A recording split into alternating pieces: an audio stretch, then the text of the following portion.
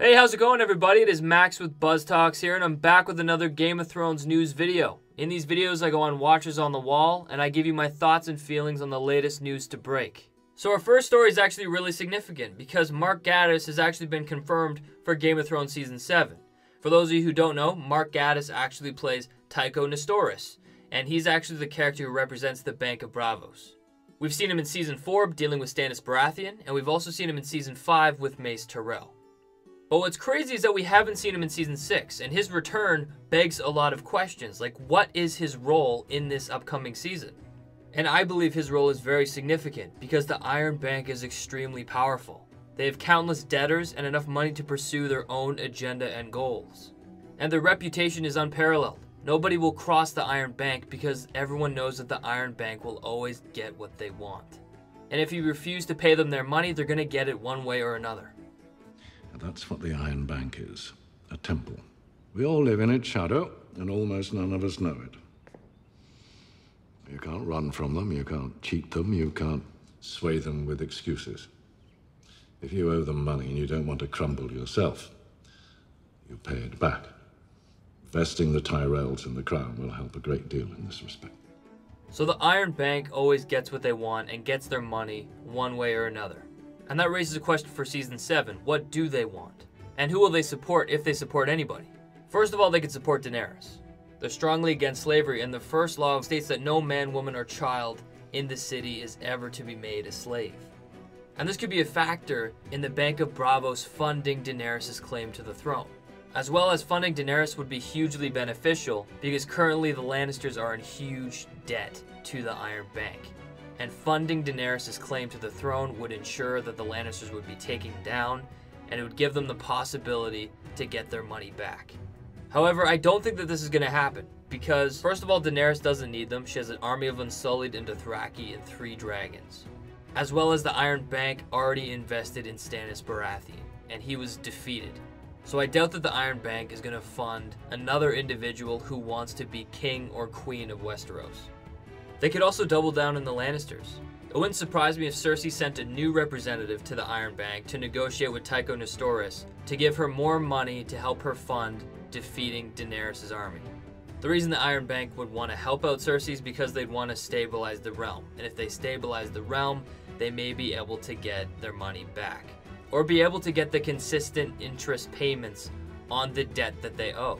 However, I don't think Tycho Nestoris' role as the representative of the Iron Bank is going to involve lending money to anyone. I think Season 7 is going to enforce the connection between the Faceless Man and the Iron Bank of Braavos. And I think we're really going to see that the Faceless Men are in the pockets of the bank. And it's going to be exposed that the real reason you can't escape the bank is because if they want you gone, they go to the Faceless Men. But that takes us to our second story. And that is that Peter Dinklage, Kit Harington, Lena Headey, Emilia Clarke, and Nikolai Coster-Waldau are going to be paid over $2.5 million per episode after Season 7. And this is a huge pay grade going forward, and I think this means that we're going to be seeing these characters in Season 8. And it is very possible to say that these characters can definitely die in Game of Thrones Season 7 because we could see them in Season 8 through flashbacks, etc. But I actually don't think that's the case. I think that these characters are actually all going to be living into Game of Thrones Season 8. But this news really makes me think of the plot leak, and in the plot leak, all of these characters live to Game of Thrones Season 8, even though I passionately predicted that I thought Jaime Lannister and Cersei Lannister would most definitely die to make room for the fight against the White Walkers. And the reason why I bring up the plot leak is because I thought it was bullshit, but as time moved on, everything became more and more true. With the plot leak, there are more and more things being confirmed true, and there hasn't been anything that has been confirmed as a lie with the plot leak. So it seems very valid up to this point. And if you want to know how valid it is, check the link down below and click the annotation to see my video where I break down the plot leak just for you. But that takes us to the most exciting news story, and that is that HBO has dropped some Game of Thrones promo pics for the new season. And each photo really gives a hint on what we can expect to see in the upcoming season. For example, with Cersei and Jaime, we can see how distraught and frustrated Jaime looks. Could be because Cersei is in charge, and we may see him turn against Cersei and pledge his allegiance to Daenerys. In Winterfell, we see Lady Mormont. We can see Peter Baelish in the background, which is very reminiscent to what we saw when Jon was elected king in the north.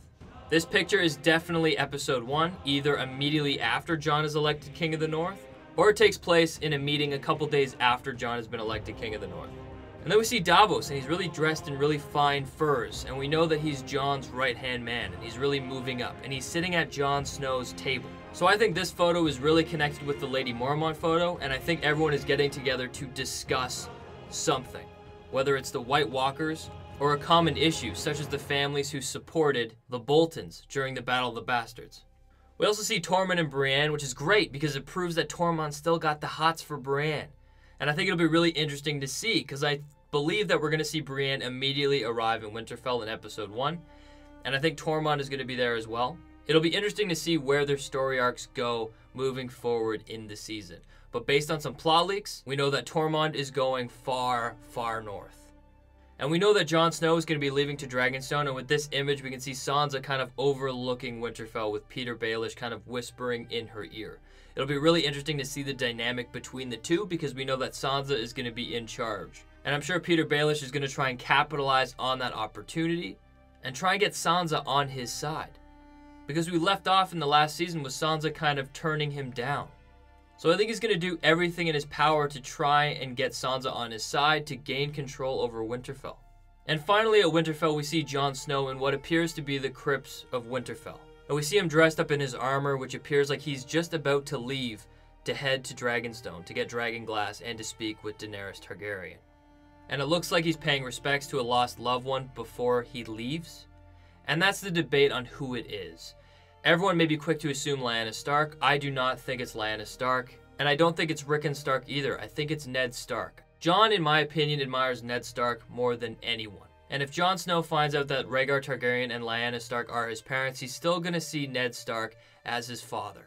And I really think he's paying homage to his father and really paying his respects before he embarks on his first mission as the King in the North.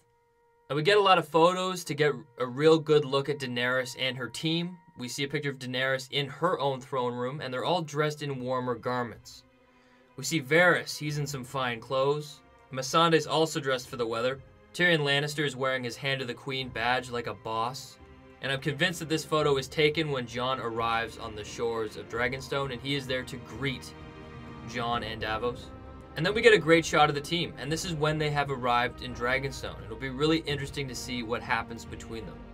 We also get a look at some of the characters. We see Sam and Gilly, and Sam is kind of studying to become a maester, but what I find interesting is that Gilly is next to him reading also. We also see Bran and Mira, like always, is carrying Bran, and Bran just looks pissed off, and I'm pretty sure that they're moving towards Winterfell.